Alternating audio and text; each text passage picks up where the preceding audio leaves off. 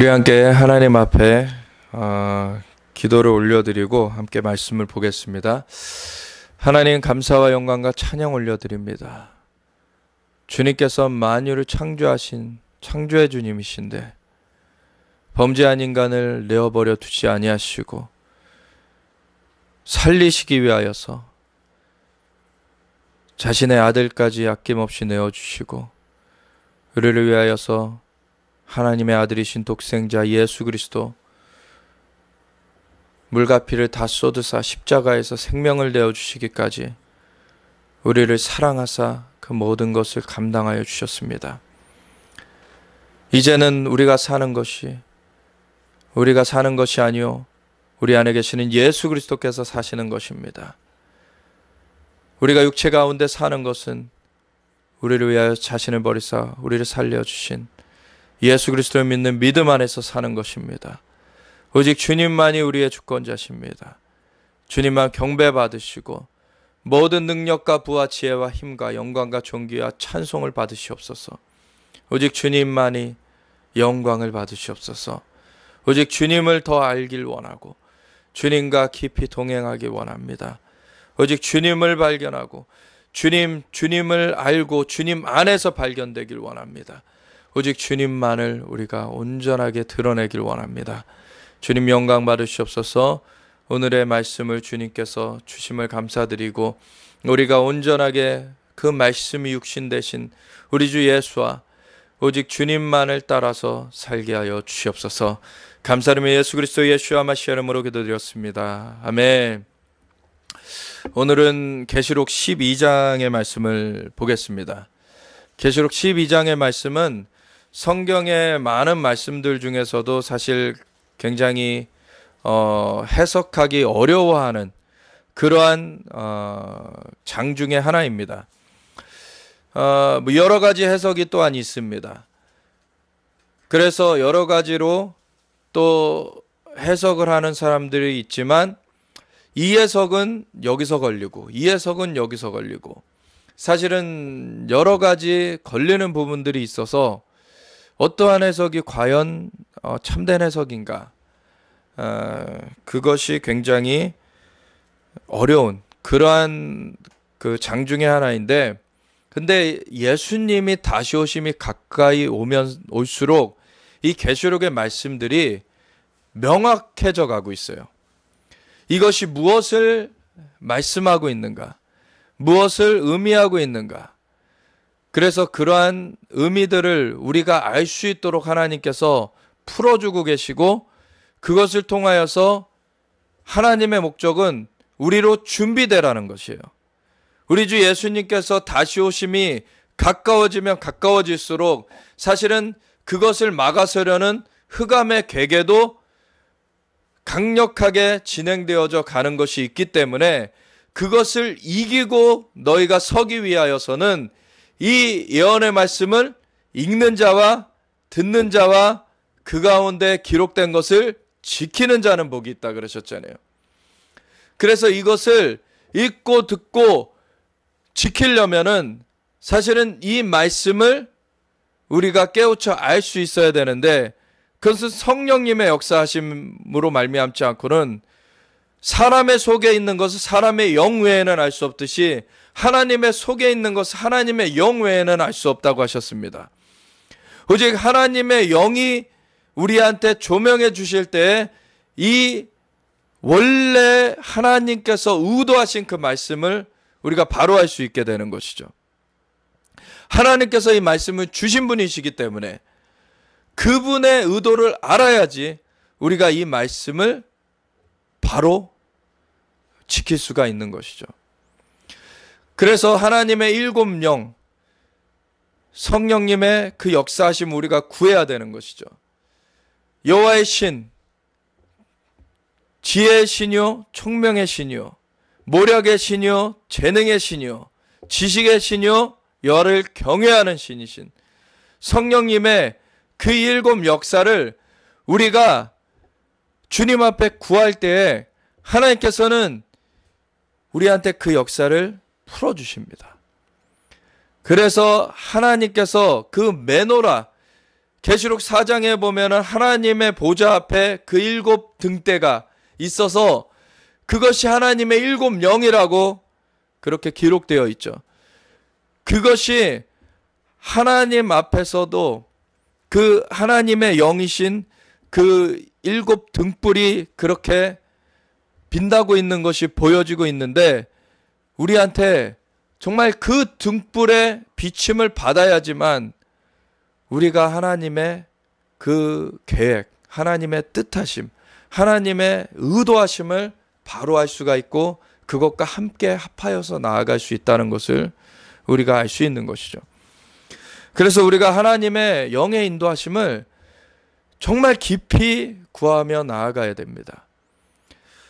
어떤 사람들처럼 성령의 역사를 터부시하게 되면, 사실은 심지어 예수님께서는 인자를 거절한 것은 사함을 받을 수 있어도 성령을 거부한 것은 사함을 받을 수 없다. 성령을 거역한 것은 사함을 받을 수 없다고까지 말씀을 하셨어요. 왜냐하면 우리를 거듭나게 하시는 것도 성령의 역사하심이고, 우리를 진리 가운데 인도하시는 것이 성령님의 역사하심이고, 그래서 하나님의 그 의도하심으로 우리를 인도하여 주시는 분이 성령님이시기 때문에 그 문은 예수님이 열어놓으셨습니다. 그래서 누구든지 예수님을 구세주여 주님으로 영접하는 자들에게는 하나님의 아들이 되는 권세가 주어졌고, 그래서 그 죄가 예수님의 보혈로 말미암아 사함 받고서는 거룩한 영이신 성령님께서 오셔서 그 영을 거듭나게 하셔서 하나님의 아들의 형상, 그 하나님께서 우리의 형상과 모양대로 인간을 짓자고 한 그 형상이 다시금 회복되어지면서 성령님께서 함께 하시기 때문에 이제는 하나님의 인도하심을 받는, 누구든지 하나님의 영으로 인도하심을 받는 자들이 하나님의 아들이라 그러셨어요. 하나님의 영으로 말미암지 않고는 예수님을 주라고 할 수도 없다고 그러셨어요. 그러니까 예수님을 구세주일 뿐만 아니라 주님으로 섬겨야 되는데, 성령님의 인도하심을 받지 않고는 그 주님을 따라 섬길 수가 없는 것이에요. 그래서 예수님께서 그 양의 문이시고 길이요 진리요 생명이시고 그 모든 문을 열어놓으셨는데, 그 주의 영이 계신 곳에 자유함이 있고, 언제든지 주께로 돌아가면 수건이 벗어지리라. 주의 영이 계신 곳에는 자유함이 있느니라. 그때에 주의 영광을 보매 그 형상으로 화하여 영광에서 영광으로 이르는 그 트랜스포메이션, 우리의 변화가 이루어져 가는 것이기 때문에 이 인도하심을 받지 않고는 하나님께로 나아갈 수가 없는 것이죠. 그래서 우리가 예수님을 구세주여 주님으로 영접하면서 그 순간부터 이제 우리 안에 또 다른 보혜사를 주셔서 인도하시겠다고 하신 대로 성령님을 보내주셨기 때문에 그 성령님의 인도하심을 우리가 구하면서 성령님의 인도하심을 따라서 우리가 주님의 이끄심을 받아가야 되는 것입니다. 그러할 때 이 하나님의 말씀이 정말 말씀하지만 말씀의 본뜻을 몰랐던 바리새인들과 같이 회칠한 무덤이요 너희 외식하는 자라고 책망을 받는 그 자리에 서게 되는 것이 아니라 성령으로 말미암아, 예수님께서는 내 말은 영이요 생명이라 그러셨어요. 그것이 정말로 살았고 운동력이 있어 좌우의 날성검과 같이 그렇게 관절과 골수와 영과 혼을 찔러 쪼개는 하나님의 역사로서 그 말씀이 그렇게 살아 역사하지 않으면은 안 된다는 것이죠. 하나님의 말씀이 죽은 말씀이 아니라 하나님의 말씀은 만물을 창조하신 말씀이에요. 하나님의 말씀은 빛이 있으라 하심에 빛이 생겨난 창조의 말씀이고, 생명이 있으라 그러면 생명이 생겨나는 생명의 말씀입니다. 아브라함이 하나님을 믿음에 그것을 의로 여겼는데, 아브라함이 하나님을 죽은 자를 살리시며 없는 것을 있는 것으로 부르시는 이심을 믿었다 했습니다. 하나님은 말씀으로 그 역사를 이루셨어요. 그래서 우리가 그 말씀하지만 바리새인들처럼 죽은 말씀으로 만들어버리는 그러한 자들이 되어지면 안 되고, 성령으로 말미암아 성령님의 인도하심 가운데서 그것이 살았고 운동력 있는 그 말씀으로 정말로 영이요 생명으로서 역사되어질 때 우리가 그 말씀을 실제로 살아갈 수가 있고, 그것을 우리가 우리 삶에서 정말 그것을 체험할 수가 있는 것이죠. 이 계시록 12장의 말씀은 굉장히 사실은 깊은 것을 말씀해 주고 계십니다. 두 가지 큰 해석을 제가 오늘 말씀을 드리고자 합니다. 그걸 통하여서 이것은 어제나 오늘이나 영원토록 동일하신 주님께서 주님의 역사를 정말 어떻게 이루어 가시는가, 놀라운 그러한 비밀이 여기 또 숨겨져 있습니다. 우리의 시대 가운데 이것이 어떻게 풀어져 나아가는지, 그것을 우리가 함께 보길 원합니다. 계시록 12장을 같이 한번 읽고 그리고 함께 나누겠습니다. 함께 읽겠습니다. 하늘에 큰 이적이 보이니 헤롯 옷 입은 한 여자가 있는데 그 발 아래는 달이 있고 그 머리에는 12별의 관을 썼더라. 이 여자가 아이를 베어 해산하게 되매 아파서 애를 쓰며 부르짖더라. 하늘에 또 다른 이적이 보이니 보라, 한 큰 붉은 용이 있어 머리가 7이요 뿔이 10이라. 그 여러 머리에 7 왕관이 있는데 그 꼬리가 하늘의 별 3분의 1을 끌어다가 땅에 던지더라. 용이 해산하려는 여자 앞에서 그가 해산하면 그 아이를 삼키고자 하더니 여자가 아들을 낳으니 이는 장차 철장으로 만국을 다스릴 남자라. 그 아이를 하나님 아까 그 보좌 앞으로 올려가더라. 그 여자가 광야로 도망하며 거기서 1260일 동안 그를 양육하기 위하여 하나님께서 예비하신 곳이 있더라. 하늘에 전쟁이 있으니 미가엘과 그의 사자들이 용과 더불어 싸우세. 용과 그의 사자들도 싸우나 이기지 못하여 다시 하늘에서 그들이 있을 곳을 얻지 못한지라. 큰 용이 내쫓기니 예뱀 곧 마귀라고도 하고 사탄이라고도 하며 온 천하를 꿰는 자라. 그가 땅으로 내쫓기니 그의 사자들도 그와 함께 내쫓기니라. 내가 또 들으니 하늘에 큰 음성이 있어 이르되 이제 우리 하나님과 하나님의 구원과 능력과 나라와 또 그의 그리스도의 권세가 나타났으니 우리 형제들을 참수하던 자 곧 우리 하나님 앞에서 밤낮 참수하던 자가 쫓겨났고 또 우리 형제들이 어린 양의 피와 자기들이 증언하는 말씀으로써 그를 이겼으니 그들은 죽기까지 자기들의 생명을 아끼지 아니하였도다. 그러므로 하늘과 그 가운데에 거하는 자들은 즐거워하라. 그러나 땅과 바다는 화 있을진저 이는 마귀가 자기의 때가 얼마 남지 않은 줄을 알므로 크게 분내어 너희에게 내려갔음이라 하더라. 용이 자기가 땅으로 내쫓긴 것을 보고 남자를 낳은 여자를 박해하는지라.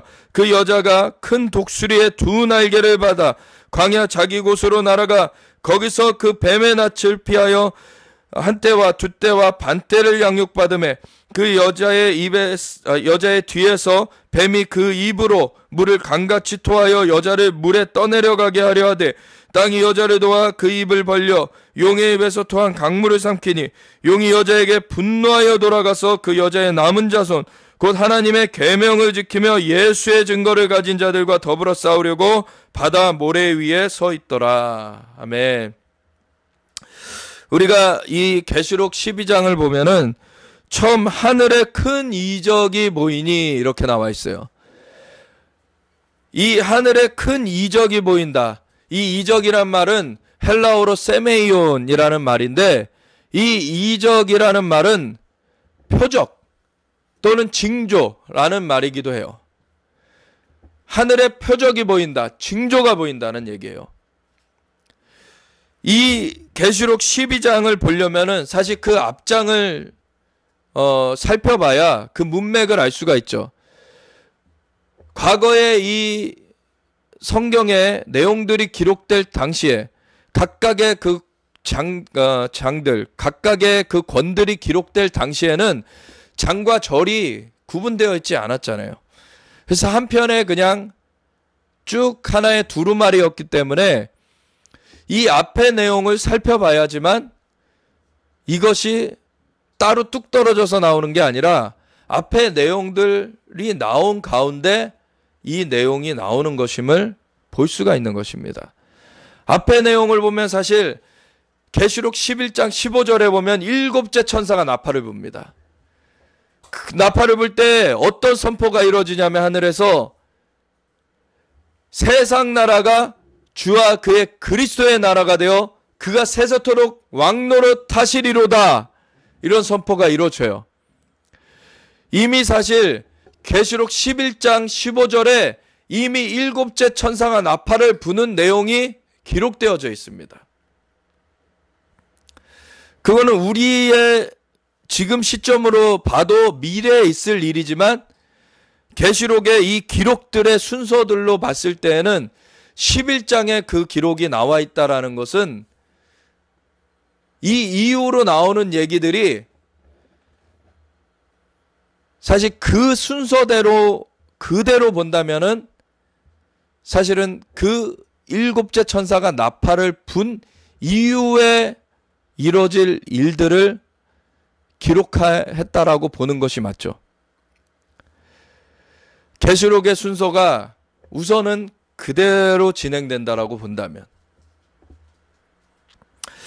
그래서 사실은 계시록 11장 15절부터의 그 내용을 보고 보면은 계시록 12장이 그 다음 얘기다라고 한다면은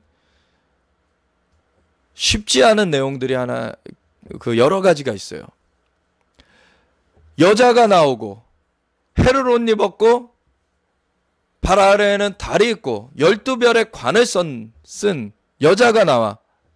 그 여자가 나와서 아이를 낳으려고 하는데 아파서 부르짖는 거예요.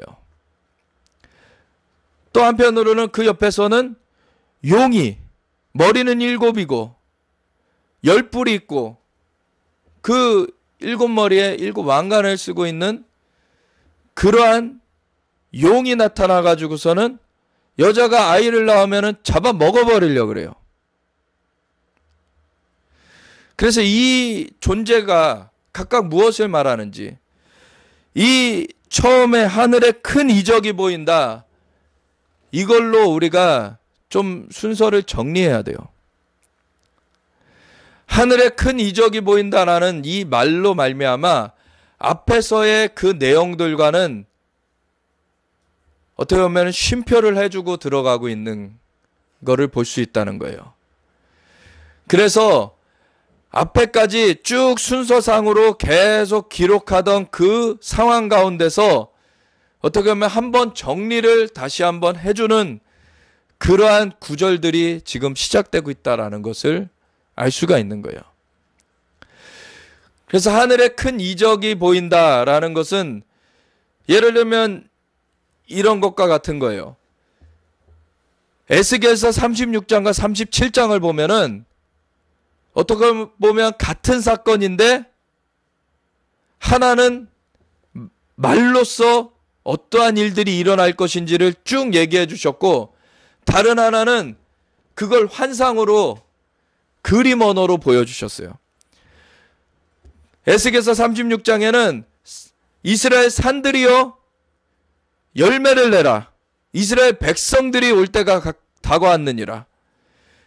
그래서 그 이스라엘 땅이 다시 회복되어지고 이스라엘 백성들이 고토로 돌이켜지고 이러한 내용들을 말씀으로써 하나씩 얘기해 놓고 계세요. 근데 37장에 가보면 마른 뼈의 환상이 나오죠.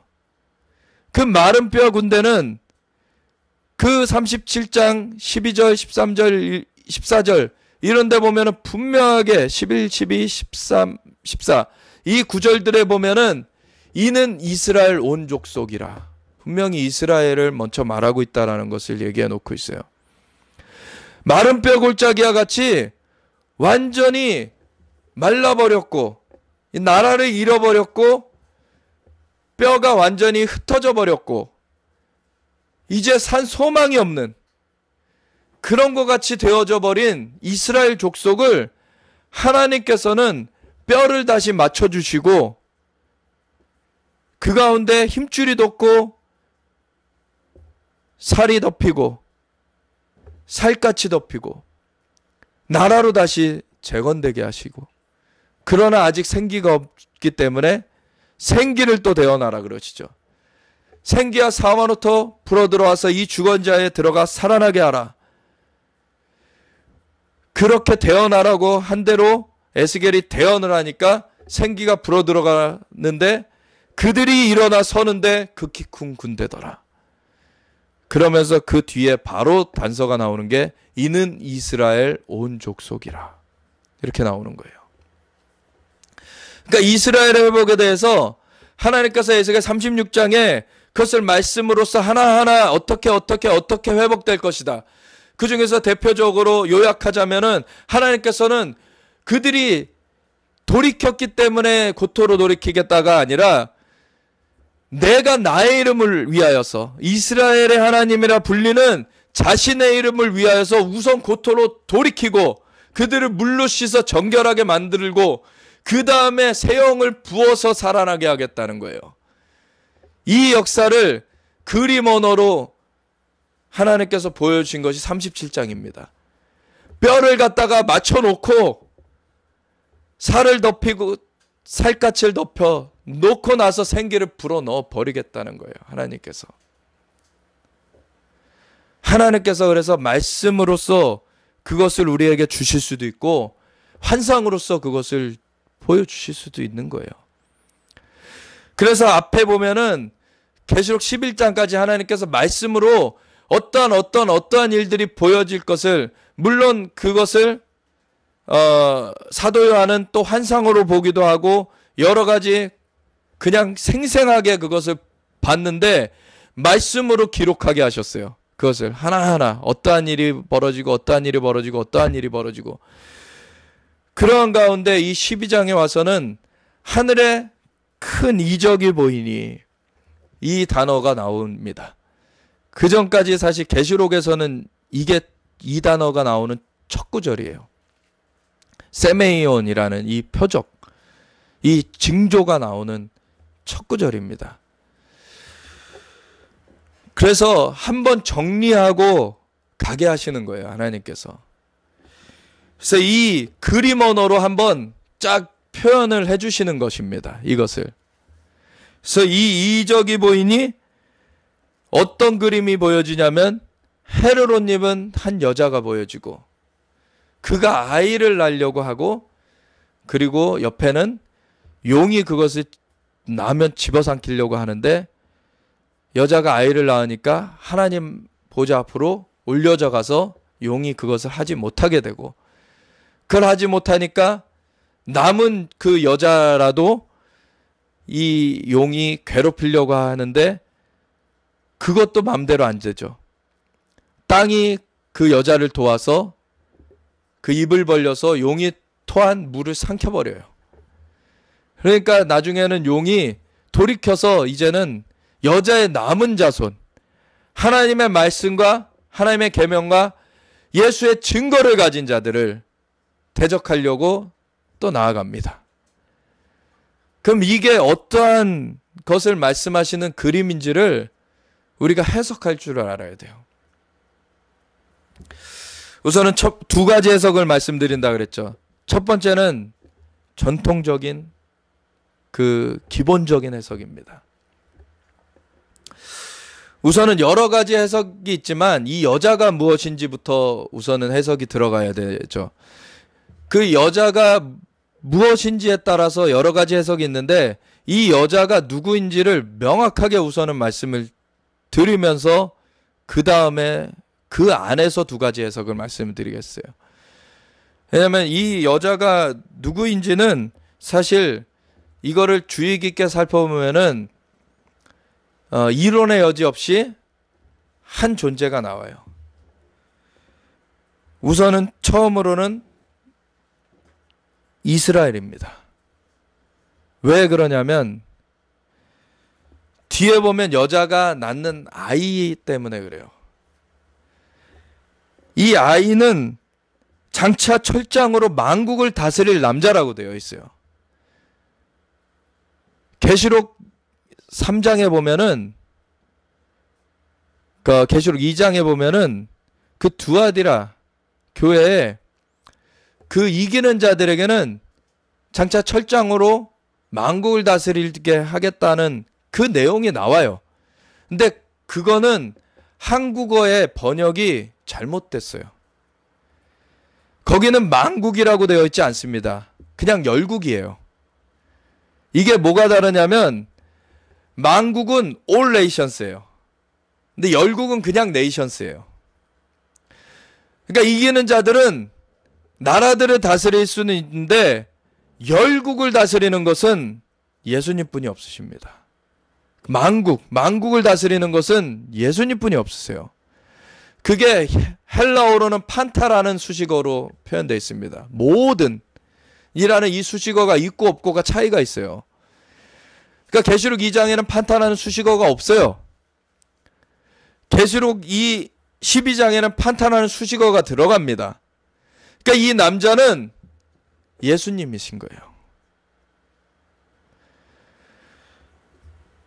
이 AD 95년에 사도 요한이 계시를 받은 당시는 이미 예수님이 십자가를 지셨고 부활하셨고 승천까지 다 하신 상태죠. 그런데 하나님께서 이 그림 언어로 한번 요약을 해주신다고 말씀을 드렸잖아요. 이것이 어떠한 의미를 가지는지. 근데 이 의미를 알아야 두 번째 해석의 의미를 알 수가 있어요. 또 예수님께서는 만국을 철장으로 다스리시는 분이십니다. 주님은 통치자세요. 근데 예수님은 초림하셨을 때에는 어린 양으로서 대속을 이루셨죠. 예수님께서 대속을 이루실 때 사실은 그때 당시에 메시아를 기다리던 이 유대인들, 이방인들은 아예 메시아라는 그런 개념조차가 없었고 그 개념을 알고 있던 이 이스라엘 족속 가운데서는 사실은 메시아는 왕의 개념이었어요. 왕으로 통치하는 개념이었어요. 선지서들에서 예언자들이 그렇게 계속 예언해 왔고 그것을 그렇게 받아들이는 것이 사실은 당연한 일이었습니다. 그것이 틀리지 않았죠. 근데 감춰져 있던 것이 바로 어린 양의 개념이었죠. 그래서 사실은 사도들 중에서도 예수님께서 너희는 나를 누구라 하느냐 했을 때 주는 그리스도시요 살아계신 하나님의 아들이시니이다 라고 정확하게 하나님께 계시를 받아서 그것을 고백하였던 베드로조차도 바로 그 다음에 예수님께서 내가 십자가 질 것이다. 죽을 것이고 그걸 감당해야 된다. 라고 했을 때 그리 마옵소서라고 그렇게 간청했죠. 그랬더니 예수님께서 사탄아 떠나가라. 너는 하나님의 일을 생각하지 않고 사람의 일을 생각하는도다. 베드로에게 사탄이 그때 당시에 그 베드로를 휘둘릴 수 있었던 것은 하나님의 일을 생각하지 않고 사람의 일을 생각했기 때문이다 라고 예수님께서 말씀해 주신 것이죠. 그래서 우리도 항상 조심해야 돼요. 우리가 사람의 일을 생각하면서 인간으로서 정의로운 척, 인간으로서 사랑이 많은 척 하면서 하나님보다 자기가 사랑이 많은 양, 하나님보다 자기가 정의로운 양 하는 그 오류를 그거를 금해야 돼요. 사실은 사람들이 공산주의에 넘어가게 됐던 것이 공산주의가 의로워 보이는 거예요. 사람들이 각자 자기 욕심 부리는 거를 그치고 함께 생산하고 함께 분배하고 얼마나 그럴듯해 보입니까? 근데 사람은 스스로가 그걸 이룰 수 있는 존재가 아니에요. 그 선악과를 먹어버렸고 이미 후패하여 버렸기 때문에 사람은 기본적으로 탐욕의 존재고 예수님으로 말미암아 거듭나지 않으면은 그 사람은 그 공의를, 그 사랑을 실천할 수가 없어요. 근데 그것을 거짓으로 가장해가지고 잘못된 길로 빠지게 하는 것이 그 사탄의 작품인 공산주의였던 것이죠. 오늘날에도 그것을 속고 있는 사람들이 우리나라에 많잖아요, 지금. 하나님만이 온전하십니다. 하나님만이 완전한 사랑이시고 완전한 공이세요. 그래서 하나님의 형상으로 우리가 다시 회복되지 않으면은 우리한테는 온전한 공의와 온전한 사랑이 있을 수가 없습니다. 그래서 인간의 일을 생각할 때에는 자기가 의로운 것 같이 착각하고 자기가 사랑하는 것 같이 착각하지만 결국에는 사탄의 꼬드김에 넘어간 거예요. 그거는. 인간적으로 막 위로해 주는 것 같고 사람을 하는데 사람이 와가지고서는 그 안에 암덩이가 있는데 그걸 떼내버려야지 그 사람이 사는데 계속 너는 괜찮아. 너는 아무 문제가 없어. 라고 위안만 해준다고 그 사람이 사냐는 거죠. 우리는 예수 이름으로 진리를 말하고 그 암이 예수 이름으로 결박되고 떨어질지어다.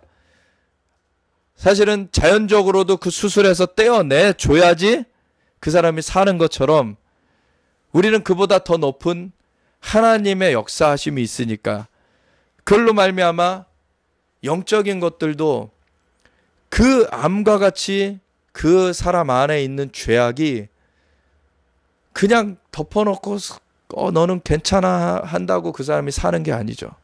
그건 인간의 그러한 그 허튼 일인 것이고 그것은 사탄의 그런 꼬드김에 그냥 넘어가는 일인 것이고 하나님의 역사하심 하나님의 사랑은 그 죄악을 도려내 버리기를 원하시는 거예요. 그 사람이 살 수 있도록 그 사람이 완전히 변화되어서 하나님의 축복을 온전하게 누릴 수 있도록 우리가 그러한 하나님의 온전하신 가운데 함께 나아가야 되는데 예수님께서는 그 길을 열어놓기 위해서 그분은 철장으로 만국을 다스리실 분이신데 어린 양으로 대속을 먼저 하셔야 되는 거였죠. 근데 이것을 인간 스스로는 깨달을 수가 없는 거예요. 인간 스스로는 깨달을 수가 없는 것입니다. 나중에 예수님께서 부활하시고 나서야 그 신비를 이제 조금씩 알기 시작했어요. 근데 그 이후에도 사도행전 1장을 보면은 제자들이 뭐라고 묻습니까? 예수님께. 이스라엘 나라를 회복하심이 이때니까.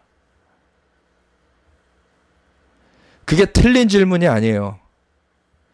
이스라엘 나라를 회복하시는 그것에 대해서 분명하게 하나님께서 예언케 해오셨고 이스라엘 나라를 회복하시는 것을 그 마지막 그 주님의 다시 오심과 그들은 그 전까지는 2번 오신다는 걸 모르고 그냥 한 번 오시는 걸로만 알았기 때문에 그때 바로 이스라엘 나라로 회복하실 거냐고 물은 거죠. 이스라엘 나라로 회복하심이 분명하게 주님의 그 통치를 위하여서 이루어지는 것임을 하나님께서는 예언케 해오셨고 그것을 말씀하셨기 때문에 그걸 질문한 게 잘못된 게 아니에요. 근데 하나님의 그 경륜은 우리의 생각을 뛰어넘는 거죠. 주님께서는 뭐라고 답변하십니까? 그 이스라엘 나라를 회복하시는 때와 시기는 아버지의 권한에 있으니 너희가 알 바 아니요. 오직 성령이 너에게 임하시면 너희가 권능을 받고 예루살렘과 온 유대와 사마리아 땅끝까지 이르러 내 증인이 되리라. 유대인들한테는 로마의 속국이 되어서 이제는 성전의 제사까지도 막 이상하게 되어져 있고, 예수님께서 메시아로 오신 것을 분명하게 이제는 보았고 알았고, 죽었다 부활까지 하셨겠다. 이제는 이스라엘 회복하심이 이때니까 묻는 것은 당연한 질문이었어요, 사실. 이제 메시아의 그 일을 이제 하실 것입니까? 철장으로 만국을 다스릴 분이시니까 이스라엘 나라 회복하는 거 일도 아닌 거잖아요. 그거 이제 하실 것입니까? 근데 하나님의 계획이 우리보다 높다는 건 무엇입니까? 이스라엘 유대인들만 생각하면 그때 당시에 이스라엘 나라를 회복해버리시는 것이 그들한텐 좋아요. 그러면 유대인들은요? 이방인들은요? 이방인들은 껴들 여지가 없어요. 유대인들만 다 제자들로 세워지고 이스라엘 나라까지 회복되어 버리면 거기서 주님의 통치가 이루어져 버리는 거예요. 그러면 이방인들은 복음 들을 기회가 없어져요. 그러니까 예수님께서 그때와 시기는 아버지의 권한에 있으니 너희가 알 바 아니오. 그때와 시기가 아버지의 권한에 있다고 말씀하신 또 다른 구절이 어디 나옵니까? 예수님의 재림의 때. 주님이 다시 오시는 때와 시기는 아버지께서만 아신다. 그렇게 말씀하시죠. 이스라엘이 회복되는 것도 아버지의 권한에 있으니 너희가 알 바 아니다. 그러니까 주님의 재림의 때와 그 이스라엘이 회복되는 때와 같은 선상에 놓여져 있는 거예요, 보면. 근데 주님께서는 그 이스라엘이 회복되는 것을 오매불만 기다리고 있는 제자들을 향하여서 그거 너희 우선 내려두고 오직 성령이 너에게 마시면 너희가 권능받고 예루살렘과 온 유대야 사마리아 땅끝까지 이르러 내 증인 되라. 그러니까 너희 유대뿐만 아니라 이방에까지 내 증인된 것부터 먼저 해라. 예수님께서는 장차 철장으로 만국을 다스릴 분이십니다. 유대뿐만 아니라 만국을 다스릴 분이세요. 근데 그것을 하는 것은 키워드가 하나님의 나라예요. 하나님의 나라가 세워져 가게 하시는 거예요. 나라에 3요소가 있어요. 주권이 있고 백성이 있고 영토가 있는 것이죠. 주권은 하나님이 주권자이시기 때문에 하나님의 나라인 거죠. 하나님이 왕권으로 통치하시니까 하나님의 나라인 거예요. 그럼 백성이 어디 있습니까? 먼저 백성 삼은 사람들이 유대인들이잖아요.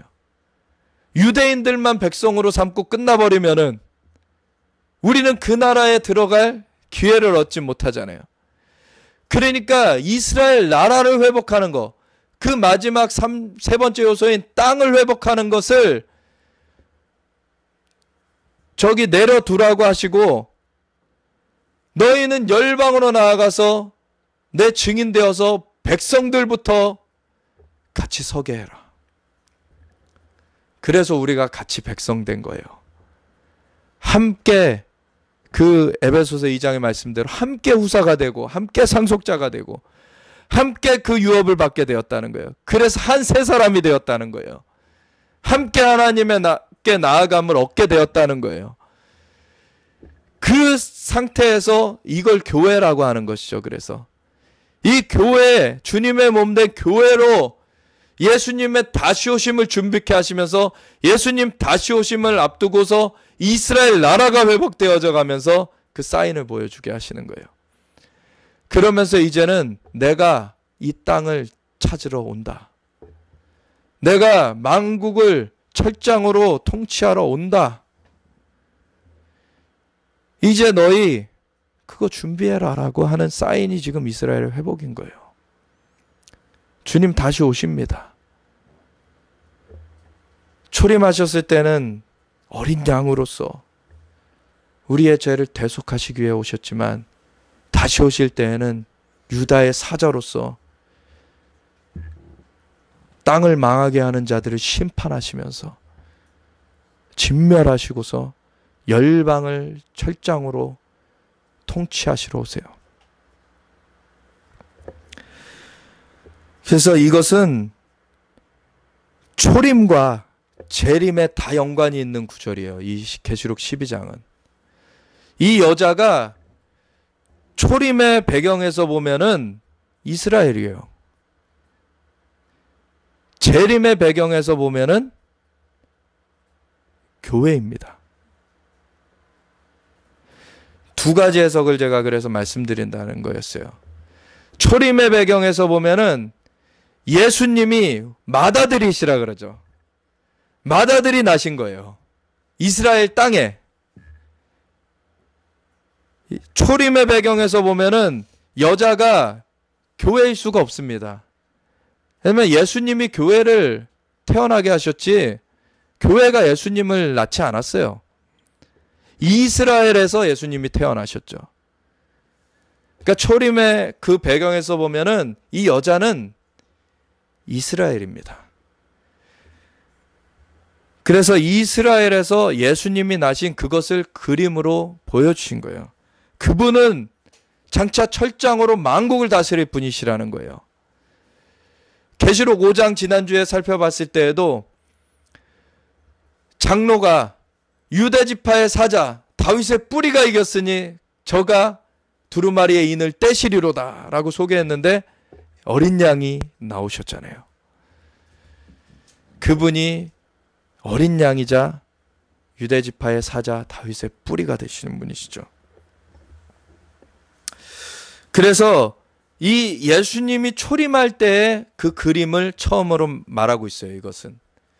그래서 장차 철장으로 만국을 다스릴 그 예수님께서 나셨을 때 사탄이 헤롯을 충동질해 가지고서 2살 아래의 그 아이들을 다 죽이게끔 하지만 하나님께서 그 애굽으로 그를 부르셨다가 그리고 나사렛에서 가서 자라게 하시고 갈릴리로부터 사역을 시작해 하시죠. 그리고서 예루살렘에서 그 사명을 완수하게 하세요. 예수님께서는 3년 반의 공생애를 하시고 그 사명을 마치시고서 하늘로 올려져 가셨습니다. 그래서 그러한 그림이 요약적으로 나와 있는 게 이 계시록 12장의 말씀이에요. 그 예수님께서 승천하시고 난 다음에도 이 여자가 핍박을 받잖아요. 로마의 압제 가운데 이 믿는 자들도 핍박을 받거니와 이 이스라엘이 핍박을 받아왔어요. 계속. 근데 뒤에 보면은 17절에 용이 여자에게 분노하여 돌아가서 그 여자의 남은 자손 곧 하나님의 계명을 지키며 예수의 증거를 가진 자들과 더불어 싸우려고 바다 모래에 서 있더라 이렇게 나와 있죠. 여자가 지금 앞에 보면은 여자가 광야로 내어 쫓겨서 광야로 피신해서 3년 반을 있는 것을 이 용이 핍박을 가하다가 그게 되지 않으니까 돌이켜서 여자의 남은 자손을 이제 상대하려고 와요. 이 여자가 두 그룹으로 이루어졌다는 것을 볼 수 있는 것이죠. 광야로 나간 그룹이 있고 지금 광야로 나가지 않은 그룹이 있다는 거예요. 특별히 광야로 나가지 않은 그룹은 이 17절에 보면은 여자의 남은 자손이라고 일컬어지는데 남은 자라고 일컬어지는데 하나님의 계명을 지키며 예수의 증거를 가진 자들이라는 거예요. 그러면은 이 여자가 초림의 배경에서는 이스라엘이라는 걸 봤잖아요. 이스라엘 중에서 예수님을 영접한 자들은 계시록 11장에 보면은 두 증인과 함께 성전에서 경배하는 자들로 나와 있어요. 그러니까 바깥으로 쫓겨나지 않아요. 계시록 11장이 나오기 전에 9장에 이미 보면은 5번째 나팔이 불려질 때에 무저갱이 열리죠. 그러면 황충들이 나와요. 무저갱의 사자인 아볼론, 아바돈과 함께 황충들이 나와서 5달 동안 누구를 괴롭게 합니까? 입맞지 아니한 자들만 괴롭게 해요. 입맞은 자들은 예수의 증거가 있는 자들이에요. 그 자들은 괴롭게 못합니다. 그러니까 이 입맞은 자들은 두 증인과 함께 그 성전에 있게 되는 거예요. 그대로. 근데 황충의 괴롭힘을 피하여서 이 입맞지 아니한 그 자들은 광야로 피하게 되는 것입니다. 아직 예수님을 영접하지 못한 자들. 근데 예수님의 다시 오심을 앞두고는 온 이스라엘이 구원 얻는 그 한 시기가 있게 되죠. 그게 절기로는 속죄일의 완성인데, 여하간 지금 보는 것은 이 여자가 두 그룹으로 나눠져 있다는 것을 보시면 돼요. 우선은.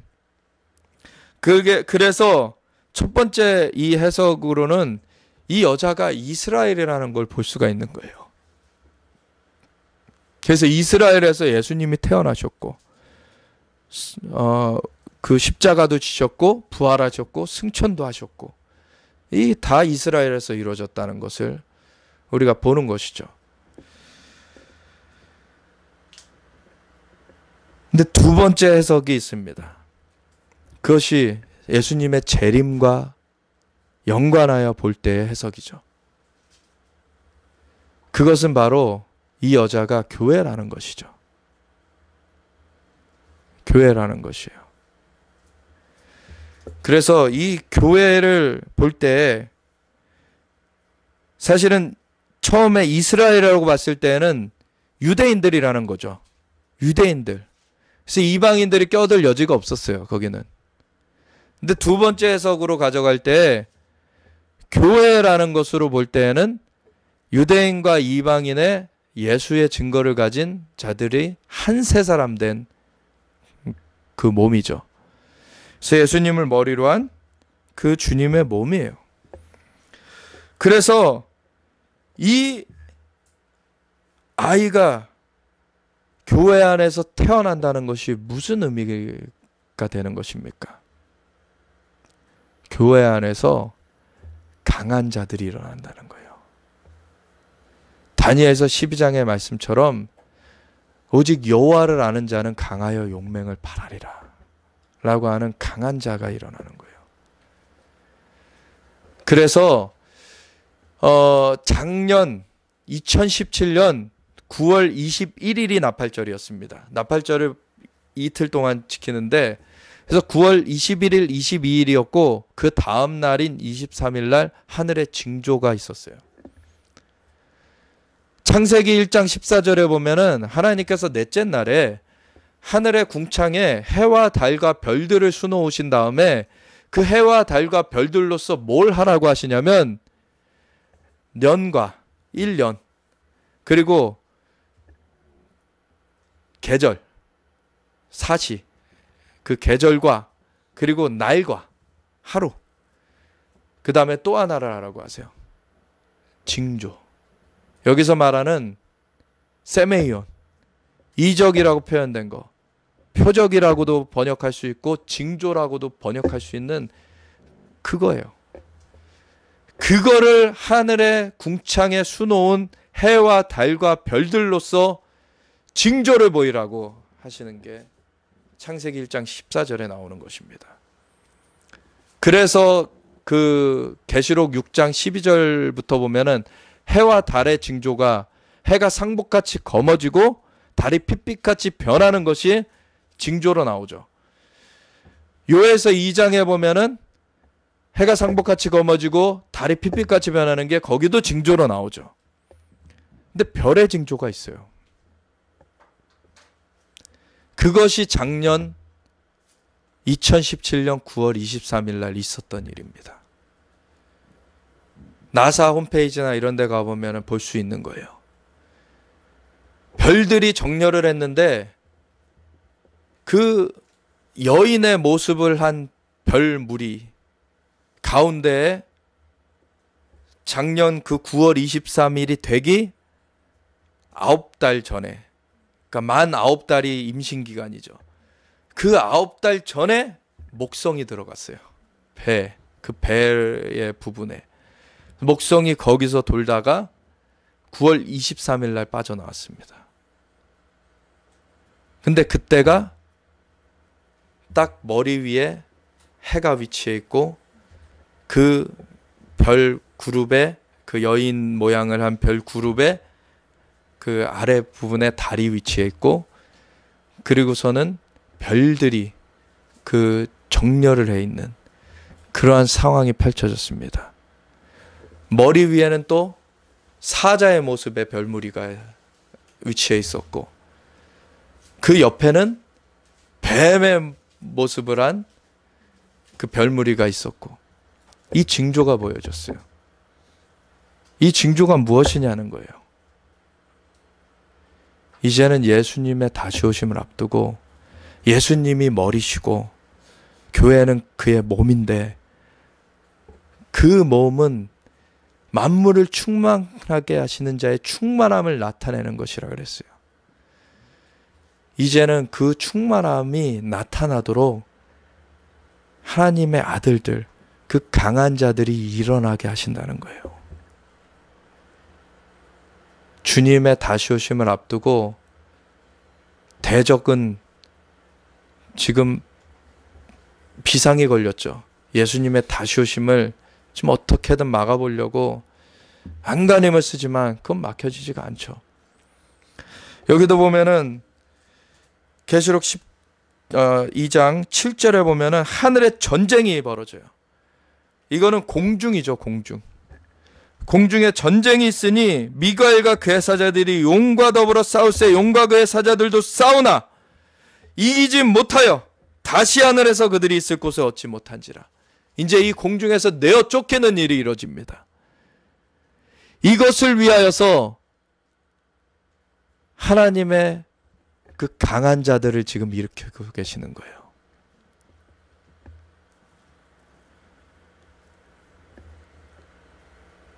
이걸 초림에다가 갖다가 해석을 하게 되면 그보다 더 앞선 해석으로서 사람들이 뭐 과거에 애초에 그 사탄이 떨어진 그걸 말하지 않냐 그러는데, 그렇지 않습니다. 여기 보면 다시 하늘에서 있을 곳을 얻지 못했다 그래요. 다시. 처음 떨어진 게 아니라는 거예요, 지금. 두 번째 떨어진다는 것입니다. 그럼 또 다른 해석은 이게 있어요. 예수님께서 십자가 지실 때를 얘기한 거 아니냐. 그때 사탄이 떨어진 거 아니냐. 그 이후에 써진 바울 서신들에도 사탄은 여전히 이 세상 신으로 표시되어 있고, 그리고 공중의 권세 잡은 자로 나타나요. 그때 예수님께서 머리를 깨트리셨지만 그 잔재는 아직 활동하고 있습니다. 그리고 뒤에 보면은 11절에 보면은 우리 형제들이 어린 양의 피와 자기들이 증언하는 말씀으로써 그를 이겼다고 나와 있어요. 이 과정이 있어야 된다는 거예요. 예수님께서 십자가를 지실 그때라면은 그 이후에 이런 과정이 있을 수가 없게 되잖아요. 예수님이 십자가를 지실 때 사탄의 머리는 깨어졌지만 그 잔재는 지금 활동하고 있어요. 근데 그 잔재가 완전히 공중으로부터 쫓겨날 때가 있다는 거예요. 그걸 위해서 지금 강한 자들을 일으키신다는 겁니다. 그 머리 대신 예수님으로부터 기름을 부어주신다는 거예요. 그래서 7영으로 기름을 부어주셔서 그 강한 자들이 일어나서 그들도 예수님과 똑같이 하나님 보좌 앞으로 올려져 가는 자들, 지금 영적인 세계를 그렇게 하나님 보좌 앞으로 주님 앞에 가는 자들이 일어나야 되는 거예요. 그래서 하나님 보좌 앞으로 나아가서 하나님을 아련하고 하나님께로부터 명령을 받아 다시 내려오고, 이러한 자들이, 여호와를 아는 자들은 강하여 용맹을 발하리라. 이러한 자들이 일어날 때 그 3층 천에 올라가는 자들이기 때문에 2층 천에 사단의 무리들이 떨어지게 만드는 거예요. 미가엘과 그의 사자들이 그 때를 기다리고 있습니다. 그 때를 같이 감당하기 위하여서. 우리가 지금 신앙생활 한다는 많은 사람들이 사실은 이런 영적인 것을 정말 추구하지 않습니다. 추구한다는 사람들 중에는 또 많은 경우에는 자기의 욕심을 따라 그냥 자기 몸 경험 좀 했다고, 자기 좀 은사 좀 나타났다고, 그것 좀 어떻게 좀 자랑해 볼까 하는 그런 안타까움이 있어요. 너희가 얻지 못하면 구하지 아니하며 구하여도 얻지 못하면 정욕대로 쓰려고 잘못 구함이라. 근데 하나님께서는 하나님께 가까이 하라. 그리하면 너희를 가까이 하시리라. 하나님은 우리를 너무도 가까이 하길 원하세요. 근데 우리가 정말 마음이 청결한 자는 복이 있나니 하나님을 볼 것이며, 그 마음이 준비되어져 가길 원하세요. 하나님을 볼 준비가 되어져야지 주님 앞에 설 수가 있는 것이죠. 그래서 우리가 주님 앞에 정말 그걸 사모하면서 갈 때 성령님께서 운행하사 우리를 바꿔가시는 거예요. 우리를 바꿔가시는 거예요. 그래서 하나님 앞에 설 수 있도록 그 에스더서에 나온 것처럼 모략으로 6개월을 단장하게 하고 유양으로 6개월을 단장하게 해서 왕 앞에 나갈 수 있도록 그렇게 단장을 하는 것처럼, 이제 오는 2월 19일, 2019년 2월 19일이 불임절이죠. 이번에는 아다르월이 그 마지막 달이 두 번이라 2월 달에도 불임절이 있고 3월 달에도 불임절이 있는데, 그 중에서 첫 번째 불임절이 2월 19일이에요. 불임절, 그것은 대적, 민족의 대적, 민족을 멸절시키려고 하는, 유대 민족을 멸절시키려고 하던 하만이 오히려 장대에 달려버리는 그러한 일, 그 족속들까지도 완전히 이제 멸절돼 버리는 그 큰 승리가 임한 것을 기념한 그러한 날인데, 우리에게 그 승리가 임하려면은 왕의 호를 잡아야 돼요. 왕 앞에 나아가는 것 없이는 그 승리가 임할 수 없습니다. 근데 왕 앞에는 아무렇게나 나아갈 수 있는 게 아닙니다. 단장을 하고 나아가야 돼요. 그 임금이 잔치를 벌인 비유에 보면 분명히 나와 있죠. 임금이 잔치를 벌이고 사람들을 초청했는데 내가 소를 치느라고 바쁘다, 뭘 하느라고 바쁘다, 다 바쁘니. 그 임금이 이제 제하고서 그냥 길거리에서 다 불러와라. 불러왔어요. 근데 그 중에 하나가 예복을 입지 않았어요. 친구여, 왜 예복을 입지 않았느냐? 예복을 입지 않았기 때문에 내어 쫓깁니다. 슬피 울며 이를 갈미 있으리라. 지금은 정말 주님 앞에 예복을 준비해야 될 때요. 계시록 19장에도 보면은 어린 양의 신부가 준비됐는데 세마포가 성도들의 옳은 행실이라고 되어 있어요. 성도들의 옳은 행실. 행함으로 열매 맺는 것만이 주님 앞에 계수가 됩니다. 말로 번지르하게 하는 거 하나님 앞에 계수 안 돼요. 믿음은 그 열매 맺게 돼 있다고. 열매 맺지 아니하는 믿음은 죽은 믿음이라고 야고보서에 분명히 말합니다. 그 예를 아브라함으로 들죠. 아브라함이 하나님 믿노라 하고서는 말만 그렇게 해놓고서 이삭은 바치지 않았다면, 그게 진짜 믿음이냐는 거예요. 그건 믿음이 아니라는 것입니다. 우리가 진짜 믿음 있는 사람들은 자신을 준비해 나가요, 지금. 진짜 주님이 오시는 것을 보는 사람들은, 그거를 믿는 사람들은 지금 준비할 때입니다. 근데 예수님께서도 말씀하셨죠.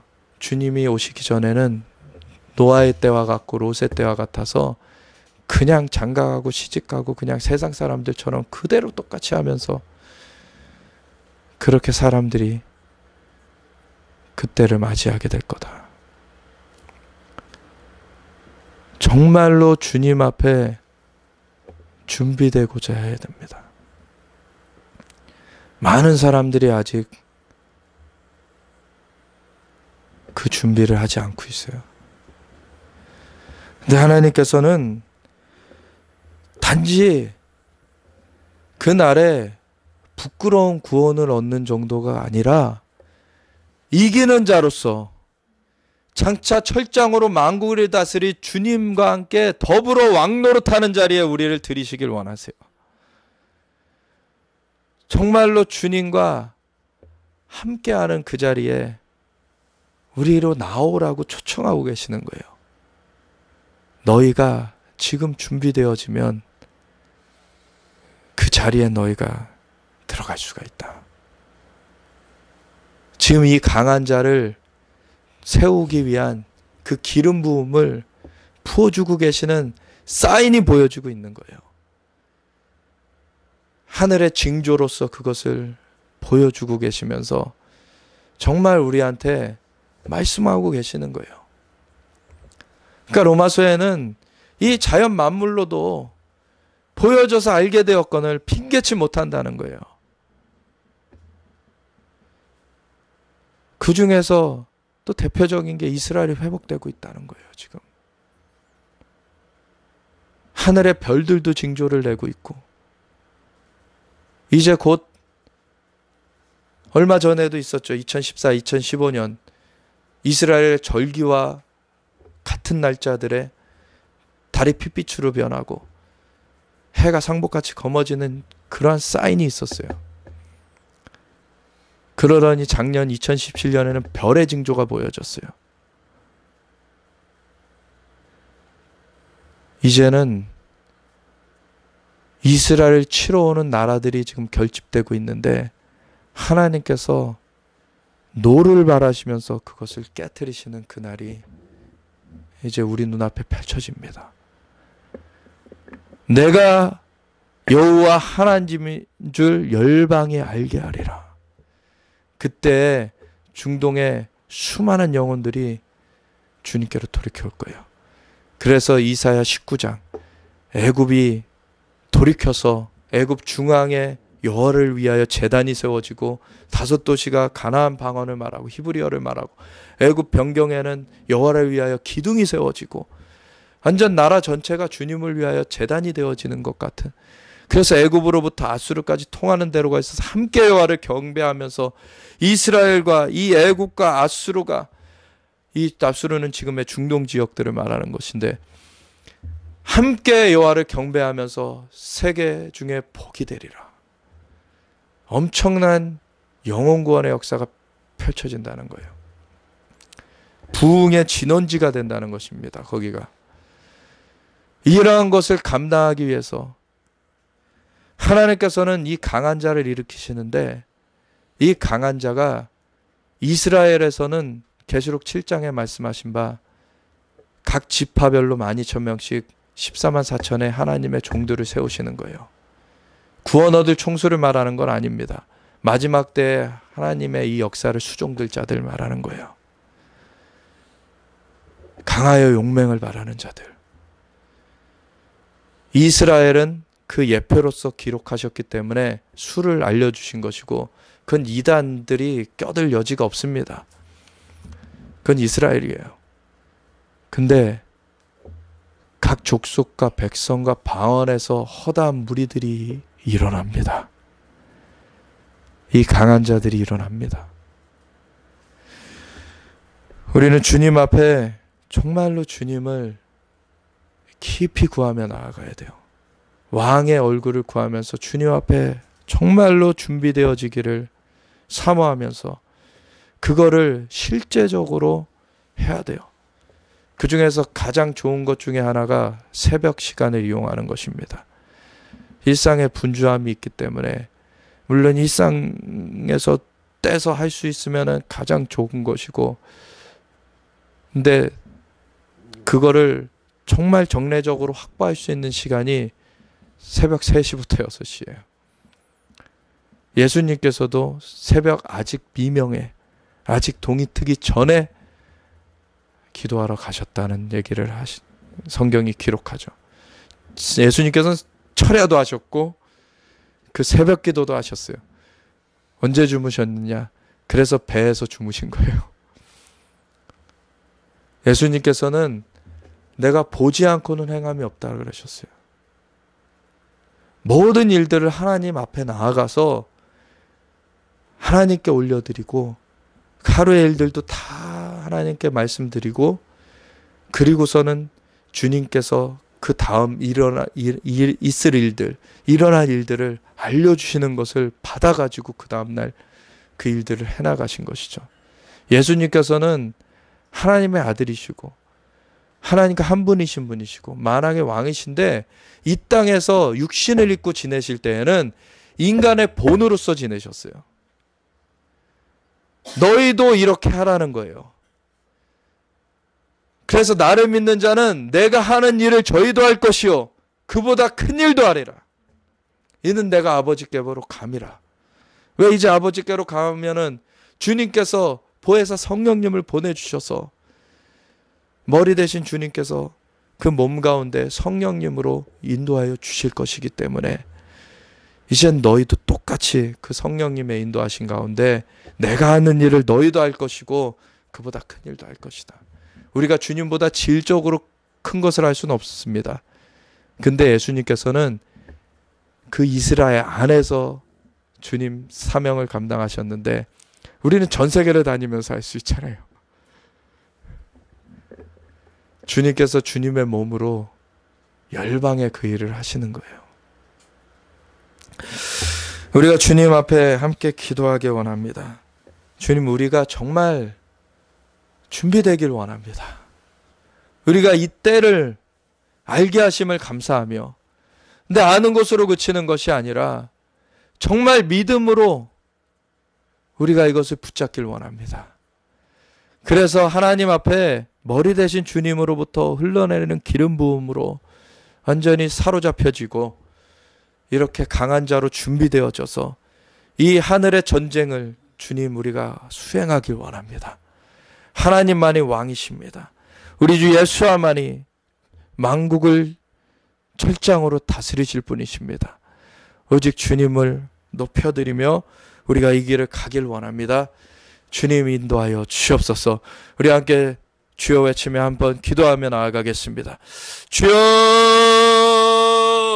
하나님 아버지, 우리 가운데 주님의 그 은혜를 부어주심을 감사드립니다. 이 때를 알게 하심을 감사드립니다. 이제는 자다가 깰 때가 되었으니 아버지, 이제는 그 준비하면서 주님의 신부로서, 주님의 그 군대로서, 군사로서 준비되면서 나아갈 때가 되었습니다. 아버지, 강한 용사들로서 일어나게 때가 되었고, 아버지여, 우리가 온전히 주님의 그 여호와의 얼굴을 아는 자들, 여호와를 아는 자는 강하여 용맹을 받으리라. 아버지여, 주님을 아는 자들로서, 주님의 존전에 나아가는 자들로서 나아갈 때가 되었습니다. 오직 주님 앞에 우리가 온전하게 구비되기 원합니다. 주님 앞에 준비되어지기 원합니다. 우리가 이 때를 헛되이 보내지 아니하며 온전히 주님 앞에 붙들려 나아가기 원합니다. 주님의 영이 우리 가운데 임하시고, 아버지여, 주님의 영이 우리를 사로잡아 주시고, 머리 대신 주님이 완전하게 주님의 영으로 사로잡힌 것처럼 우리가 주님의 영으로 사로잡혀서 나아가기 원합니다. 오직 주님만이 영광을 받으시고 우리를 인도하여 주옵소서. 우리 가운데 주님 이 준비의 때를 주심을 감사드립니다. 이것을 온전하게 밟아나가기 원합니다. 우리를 붙잡아 주시고 인도하여 주옵소서. 우리 가운데 하나님의 일곱 영이 임함을 선포합니다. 하나님 주님의 일곱 영으로 기름 부어주시고 계심을 감사드립니다. 하나님을 가까이 하고자 하는 자들에게 주님께서 지금 기름 부어주시면서 하나님의 그 역사를 이루어가고 계심을 감사드립니다. 우리가 온전히 그 길을 밟아나가게 하시고 끝까지 이 길을 온전하게 붙들림 받아서 나아가게 하시옵소서. 온전히 주님만 영광을 올려드리고 오직 주님의 다치우심을 준비하여 주님을 온전히 높여드리며 주님의 길을 예비하게 하여 주시옵소서.